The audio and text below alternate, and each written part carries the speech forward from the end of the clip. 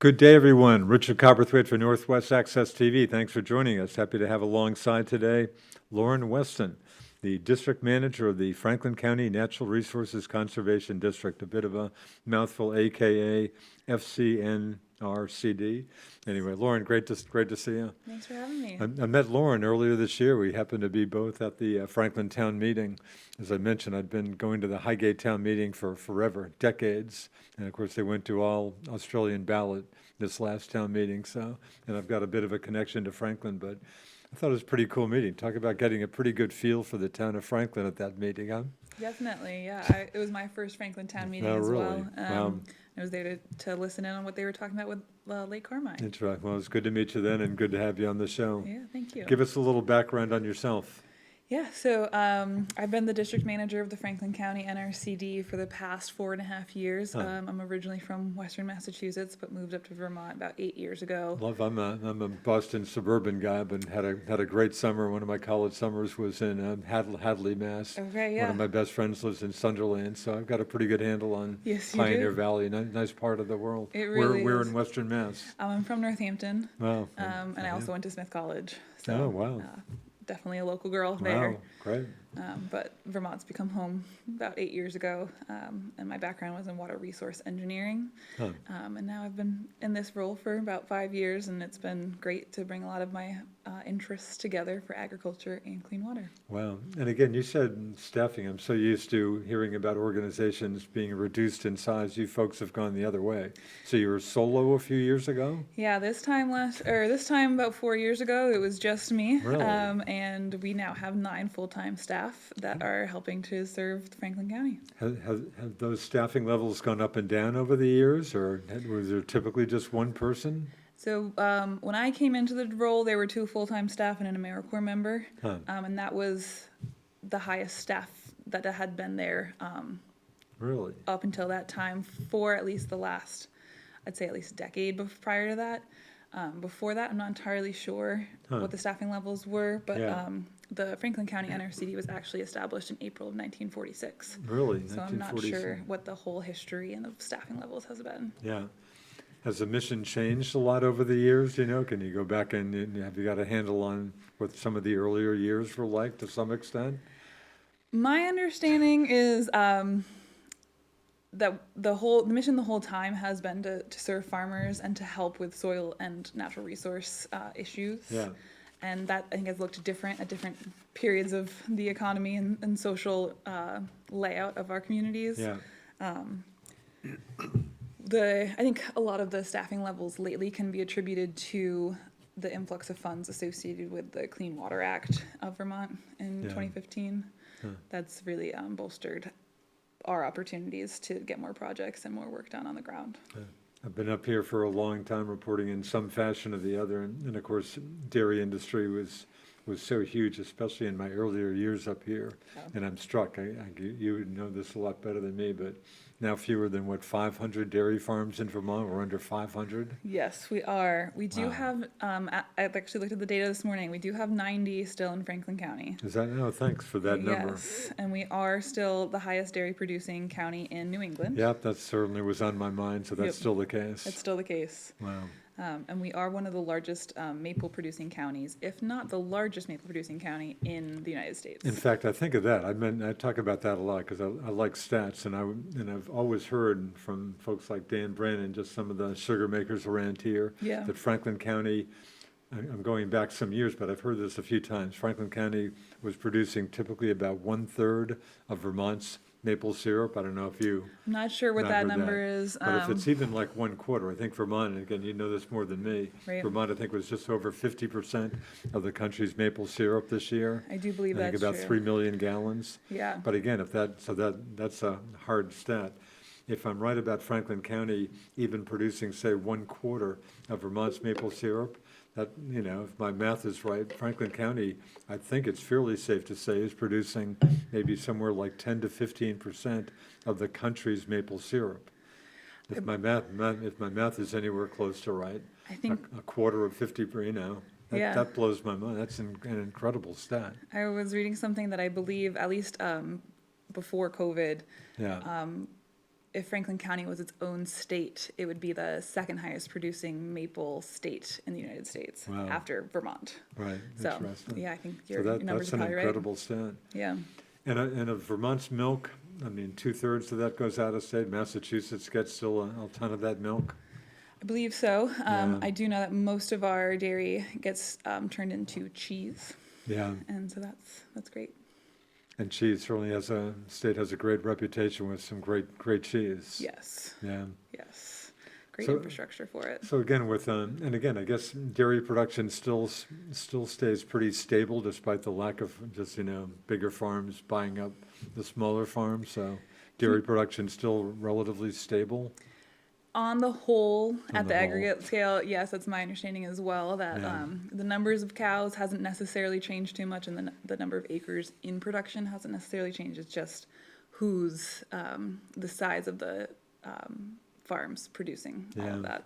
So your focus with your organization, much less on dairy because there's just so many fewer dairy farmers out there, or does that change your kind of work life a lot or not, especially?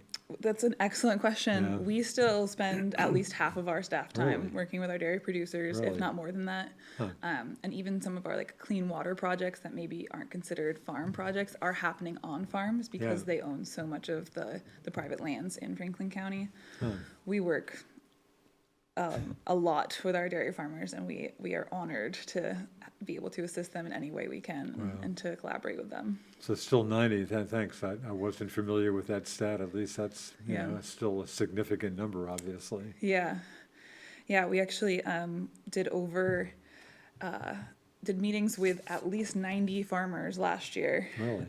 and since 2021, we've done over 560 on-site farm visits. Really? So Wow. we're busy. We're busy with our farmers, and we very much enjoy hanging out with them Wow. and seeing how we can be helpful. I bet. And there's a range of things you do for your farmers. You could talk about that for a while, but Yeah. what kind of stuff can you do for these folks? We are very lucky in Franklin County, Vermont, that there are many technical assistance providers and a lot of partners that work with our dairy farmers. And so we've really found our role in this community as we help with grant application writing for farms. We also help with nutrient management planning and soil sampling are kind of our big three. We actually produce an annual guide to assistance for agricultural producers of Vermont, another Wow. mouthful. That is valid for every farmer in Vermont, so not just Franklin County. And this last year, we sent it out. It was 140 pages long Wow. of just all of the technical and financial assistance opportunities that are available to farms. And so one of our main roles is to help farmers figure out what's the right program for them. Are they eligible? What's the right project? And really match resources to folks who need them. Of course, when I used to pay careful attention to what farmers were getting for their milk.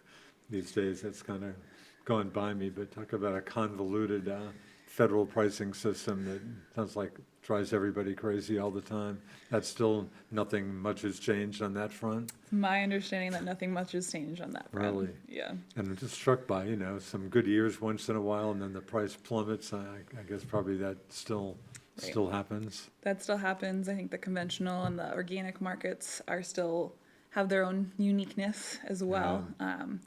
And I do think some farmers are exploring creating their own value-added dairy products, but there's still plenty of farmers who are shipping with some of the more conventional buyers, Yeah. and that's still working for them too. Yeah. Of the 90 dairy farms in Franklin County, how many are dairy farmers of American DFA members, the old St. Albans Co-op? Yeah, it's a great question. I don't have that number on top of my tongue. Presumably a majority, would you guess, or not necessary? Hard to say. I'd say probably still a majority. I don't Yeah. know how big of a majority, and don't Yeah. quote me on that. But That's I would think. I'd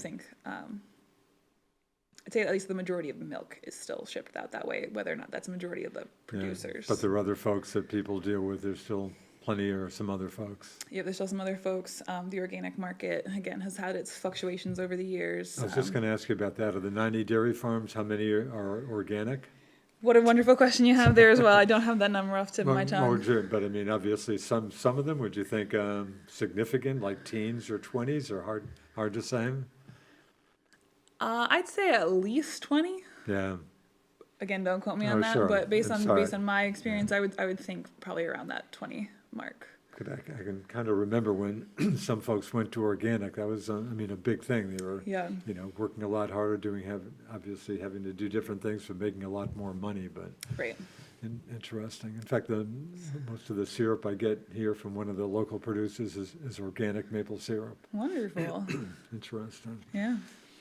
Boy, in my early years up here, the Franklin County Extension ag agents were key sources. Don McFeeters, who I saw the other day, Glenn Rogers, Yeah. come right to mind in my earlier years, but they were, key sources for me. There's still UVM Extension ag Yes. agents. Yes. Yeah.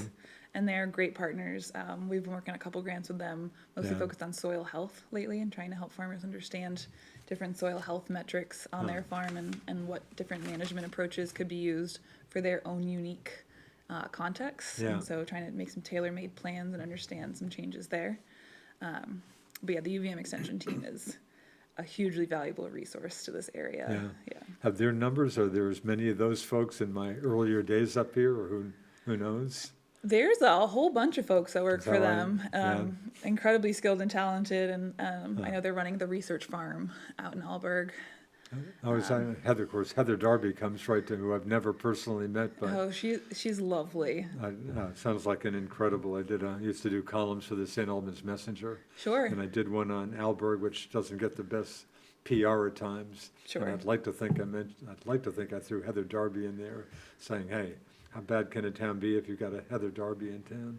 And I That's a stop good at point. her farm stand once in a while. yeah, So again, it's a research farm. yes. And so I'm not the most familiar with that farm, Yeah. but it's my understanding they're doing trials of all different types of crops and different types of approaches to try to help farmers for this region really understand maybe what the right type of seed, the right timing of planting and harvesting. I know they're looking at some cover crops and trying to figure out how to do those well. They have a lovely field day every year where they invite the public, and there's usually about 150 people that Really? attend. Wow. Yeah. She's an agronomist, is that what she? I Maybe believe among that's her other things. title. Yeah. Yeah. Yep. Wow, no, I'm impressed. That makes me think of kind of a funny thing. I used to get north of the border more often than I do now, but I was always struck, loving sweet corn, as I think most people probably do. I was always struck that there'd be Quebec sweet corn that would show up before. I'm used to sweet corn around here in July 20s typically, but I would see it quicker north of the border. Can you tell me anything about that? Maize sucre, is that what, or am I Right. confusing that with maple syrup, whatever? My only thought would be the slightly different microclimates, Yeah. but I couldn't make any strong claims there either. Yeah. And of course, it blows. Just driving to Montreal from here blows my mind. I feel like I'm in Eastern North. I went to college in North Carolina. I Sure. feel like I'm in Eastern NC or South Florida, where the terrain just totally flattens out It there. totally does. Do you deal with, again, you said you were just at a meeting in Venison, Quebec? Yes. I should know for what it's worth. We're taping this show on Wednesday, September 17. Anyway, Yes. so you're just up in Venice. Yes, there was a Lake Champlain Basin program hosted a public meeting last night in Quebec Wow. with some folks from Quebec as well, and so there was a discussion about the water quality in the Missisquoi Bay and what's been done and some trends. And there was also some question and answer period. About half of it was in French and half in English, so I Interesting. can't necessarily tell you what happened in the French You portion. don't have any handle on, I've only been up here half a century. Do I have any handle on French now? Absolutely none Yeah. on my side. Yeah, but it was great. There was a presentation from Matt Vaughn with Lake Champlain Basin Program talking about some of the trends. There's been long-term data collected since 1991 in the Missisquoi Bay. Really? Wow. And so we have some information there. And then there was also a presentation from some folks from Vermont, Department of Environmental Conservation, about some of the investments that have been made in different land sectors in Missisquoi Bay as well as across the whole state. Wow. I think I've been around here long enough, gone from kind of St. Albans Bay being the classic poster child for Vermont's water quality woes to Yep. Missisquoi Bay, and it almost seems like Lake Carmi has maybe supplanted Missisquoi Bay. Arguably. Arguably. How did Missisquoi Bay fare this summer? I get the weekly reports from Lake Champlain Committee on their Sure. good work on monitoring all the cyanobacteria. Blue-green, boy, it sounds like not the best summer in places. How was this relatively a typical summer? Or I think it was about a typical summer, but the main emphasis of the presentations was that over the last 5 to 10 years, we Yeah. are actually starting to see a downward trend, Really? which is great. There's certainly plenty of more work to do, Yeah, but we do have some promising results. really, which is to say less phosphorus getting into the lakes and ponds or whatever, or? Yeah, less phosphorus getting into the lakes and ponds, Yeah. and also just less phosphorus being activated, the legacy phosphorus that's already in the lake, Right. and also just climate conditions, again, which vary by year. Yeah. But that can have a huge impact on the cyanobacteria blooms in the different water bodies as well. And so trying to track those impacts over time. Are you struck here? You hear about, obviously, climate change all the time. Are you, in your years here, are you struck by a very different climate or not hugely? I'm a weather. I used to be a cooperative weather observer giving the National Weather Service just data. Sure. And I'm just not struck right here that it's, well, I guess winter. I guess the most obvious difference to me is just the much warmer winters. I mean, I love it. A 5 below temp, people freak out. On my own personal watch, Sure. in Enosburg Falls, probably circa 1980. Sure. On my personal watch of an official temperature, I got a minus 43 degrees. For the record, the coldest temperatures ever recorded in New England are minus 50. Once in Vermont long ago, once in rural Maine, maybe 15 to 20 years ago. And but anyway, and again, if it gets a little below zero, people are freaking out. I Right. was so used to a steady diet of minus 20s and minus 30s in Enosburg. Anyway, your Yeah. thoughts on? Yeah, I certainly don't have the data to back it up, but Yeah. this summer, at least the smoke and the air quality conditions Right. made field work that we were doing pretty challenging. We had to Of postpone course, a lot of couple that from events. north of the border, right? Western Right. Canadian fires. Yeah, so that was pretty dramatic. Wow. And I'd say the heat this summer and the last couple summers has been certainly turning up. Yeah. And I would agree that the winters have changed, at least in my 8 years up here. Yeah. I think I came up in one of those cold snaps. I moved here Really? in the first 2 weeks. My car wouldn't start, and I Really? thought I'd made a horrible Wow. decision, but Right, I bet. that was definitely the worst of it so far, Yeah. for whatever that's worth. Yeah, interesting. Yeah, in fact, Burlington, I think, averages seven summer days and 90 or above. I think they're up to about like 17 or 18 this summer, Sure. and that's not too, yeah. So Yeah. summers, and then of course we're running into the drought. So Right. I mean, it's pretty serious drought at this point. Pretty And it serious looks like drought. with no end in immediate sight. Yes. Creating big problems out there, or, people running out of water, I assume. I mean, the farmers and stuff, are there some of those folks running out of water? I would imagine that they are. Most of the Yeah. farmers that we work with don't have any irrigation systems, and this Okay. time of year, it's actually not the worst thing for it to be a little dry. Yeah, Some of the conversations we've had with farmers are mostly gratitude that at least it's not a flood. is that, so they'll take a drought over a They'll flood. the farmers I've talked to, at least, I guess that makes sense. I think some of the more diversified, smaller scale, and the veggie Yeah. farmers, they're definitely hurting. Wells Yeah. are certainly drying up, and the lake is far away Yeah. from where it normally is. Yeah, And it certainly hurt the tourism and recreation industries as well. Yeah. And it's concerning and it's alarming. yeah. And there's not very much we can do about it. Obviously not the focus of the meeting last night, but I mean, a big story around here, Franklin County, a border county, businesses getting, I gotta think for a lot of them, maybe 10 to 20% of their business from the good folks in Quebec coming down, and that's way, way down. Did that issue perchance come up last night? I guess I don't know why it would have, but yeah, in passing, like, It didn't come up last night. yeah, And again, I have no stats to provide Sure. on that, but I'm sure it's having some impact for yeah. especially more by diversified farms and some of the agritourism that they're doing. Talking to your colleagues north of the border, I mean, are there a lot of different practices that they do? I'm sure you got some handle on that. Is it, are you folks pretty much in sync about what you do, or different strategies, or? I would surmise that there's still a range of strategies. I think every farm's different, and Sure. every economic situation is different. Sure. And I think also what different governments are willing to support Yeah, is different. And so I'd say, though they still grow corn up there and they still grow soybeans and hay, Yeah. I do think how folks in Vermont versus Canada, I think they're going about it in pretty different ways, but there's certainly plenty to be learned from each other. Yeah. That cross collaboration. Yeah.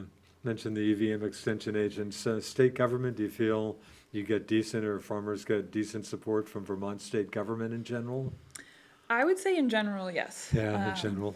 Yeah, I think if my memory can serve me correctly, I believe that there's been. I'm actually not going to pull that stat out because I don't want to misspeak. Sure. But there's significant investment. I'm sure if you talk to a farmer, there could always be more. Yeah. But one of the great things that the Franklin County NRCD has gotten the chance to do is engage in the locally led process. Huh. And what that has been able to do is pull together community meetings and surveys to identify what the community needs are at any given point in time. Oh. And we're actually able to leverage federal USDA NRCS funding Really? towards those specific needs. And so for fiscal year 26, we were actually able to leverage $1.5 million Really? for infrastructure projects on farmsteads. Wow. And most of the other districts in Vermont also participated in that and have their own small pool just for that geographic region, which is really exciting. And we'd love more people to be engaged in that process too and give us their thoughts and their feedback on where money should be going. When you say infrastructure projects, I think manure management, but there are a range of things that come under that. Yes, there's a range of things. A lot of it's manure management, manure Yeah. pits, stormwater at the kind of barn area, heavy use areas where maybe they're feeding out the cows when the pastures aren't ready, Yeah. that type of thing. Yeah. Your point, I guess an obvious point for yourself, but when you said every farm is different, even myself, I think if people hear dairy farms and they don't really differentiate, glad we still have a few dairy farms, but Yeah. that's a good point to me. Every farm obviously is different. Every farm is very different, Yeah. has very Yeah. different needs, very different assets, very different costs. Yeah. And so it's a tailor-made approach to a lot of the problems on these farms. And every farmer we work with is trying their best Yeah. to solve these problems and still produce great, high-quality food and milk for the community. Boy, I mean, I can't imagine. It just sounds like such a difficult work situation. Are you impressed that there are even still 90 dairy farms in Franklin County? I don't know if impressed is the right word. I Yeah. am certainly, I'm proud that there Yeah. are still 90 dairy farms in Franklin County. Yeah. And they're just incredible people, incredible farm families Yeah. and farm workers at all these farms that are just doing great work and really, I think, carrying on the cultural legacy of this place and Yeah. all the things that have shaped this community. Boy, speaking of farm workers, that begs kind of the obvious question that I probably should have asked you before with, of course, the raid at the Berkshire farm making huge news a while back. Mm-hmm. But boy, talking to some of my maybe more conservative friends saying, boy, if they go after, all your farm workers and stuff, good luck to Vermont's dairy industry. Is that a huge concern for yourself, or you got any thoughts on that? I do believe that the governor has mentioned as well that I think there's between 500 and 800 migrant dairy workers Yeah, in that Vermont. sounds about right. Wow.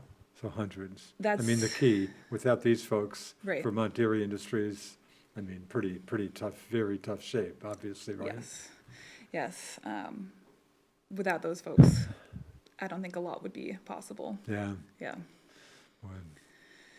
Yep. You had a big event a couple of days ago. Again, we're taping the show on September 17. Yes. Removal of the Trout Brook Reservoir Dam in Berkshire. Tell us, you got about 5 minutes left. Tell Great. us about that a little bit. Yes. Is that kind of a new kind of project for you folks or not? This is our second dam removal, Really? which is exciting. We did one in 2021 in Bakersfield as well. I think I remember hearing about that a little bit. Yeah, and that one went great, and this one's going pretty smoothly as well. And the dam is actually it's in Bakersfield, but it's owned by the village of Enosburg Falls. Really? It was built in 1924, so it Wow. lasted a little over 100 Wow. years. And it was originally used for drinking water supply for the village of Enosburg Falls, but there were too many contaminants after And a this while. is the one in Berkshire? Yes, this is the Okay. one in Berkshire. Huh. And we've been working with Sloan's Excavating, and they've been doing a great job on the project to incrementally take out about 16,000 cubic yards of sediment that had built up upstream of the dam. And was that the biggest concern about this situation, just a ton of sediment? Yeah, that's typically the biggest concern on most dam On most removals, dams. because again, if that dam were to fail on its own, that would all move downstream. Wow. And so the dam, it was never a flood control dam, and it wasn't in use, and it was a matter of time that it would breach on its own. Really? So it's been great to proactively go take that sediment and concrete out of the waterways and hopefully cool down some temperatures for brook trout so they can move back upstream and colonize those areas. Well, speaking of dam removal, it's easy to think of the Swanton Village folks now in the process of removing the Bladder Dam, which failed a while ago. Right. You got any recommendations? They need to do something in the future. Any recommendations for that? Or should I not even go there? I think I am wise enough to not comment on a hydroelectric dam, Gotcha. and what that all means for that community. Okay. It's certainly a more complicated situation than a dam that was no longer being used, Yeah. and hadn't been for about 50 years. Have you got any other dam removal projects you'd like to move on around here, or maybe many? We've got a couple we've got our eyes on, but one of the important things about conservation districts is everything we do is voluntary. And so Oh, obviously that's a good point. Yes. So you can't force anybody to do we are anything. completely non-regulatory and non-enforcement. No, really, I'm glad you mentioned that. Yeah. Interesting. And so if folks have a dam on the property and want to reach out, we're happy to help them figure out how to get that removed if that's the right thing to do for that piece of infrastructure. Obviously, it's a case-by-case basis. But will you sometimes go to people and say, this is what might help you, or do you have to wait for them to come to you for anything? We do some proactive outreach. We send a lot of mailers out and get a couple responses. We do that approach for tree plantings. In fact, I should ask you about, that's a big event at least once a year when you're Yeah. selling trees or having people buy trees? Yes, so for at least the last 45 years, as far as we can tell, we've been hosting an annual tree sale. And when's that day about? Is that the same It's the first weekend in May first every year. weekend in May? Wow. And and- you get a pretty good response to that? We get a great response. Over the last 4 years, we've had between 300 and 450 customers Really? at each sale. Wow. And I believe we've sold over 68,000 stems in the past 4 years. Really? So Do you keep track of how those 68,000 stems fared? we typically Little don't, but we hard. have found that folks who purchase from our sale take really good care of their trees. Yeah. And so I think there's a pretty decent success rate there. Wow. Franklin County NRCD on our own, we've planted almost 30,000 trees in the last 4 years. Is that right? And about 58 acres. Wow. in And a Franklin lot of County. this for buffer initiatives? A lot of riparian streamside Yeah. buffers, Yeah. and that's been great. Wow. Different kinds of trees, I assume, or Different kinds of trees, ideally ones the deer and beavers won't eat. which So always which is always a problem. always a problem. Wow. We're learning some adaptive management strategies to try to support that success. Wow. And usually in areas that just either don't make sense to farm anymore or haven't been farmed anymore along the streams. And folks, again, are very voluntarily kind of taking that land out of production or turning it over to some woody material and some trees and shrubs. That sounds like a great initiative. Boy, maybe we should have done an hour, but we're down to about 30 seconds. Okay. You want to throw out anything else in a few seconds left here? I'll just say that we really try to be the boots on the ground in Franklin County. We're one of 14 Vermont conservation districts, and there's actually 3,000 conservation districts across Wow. the United States. Wow.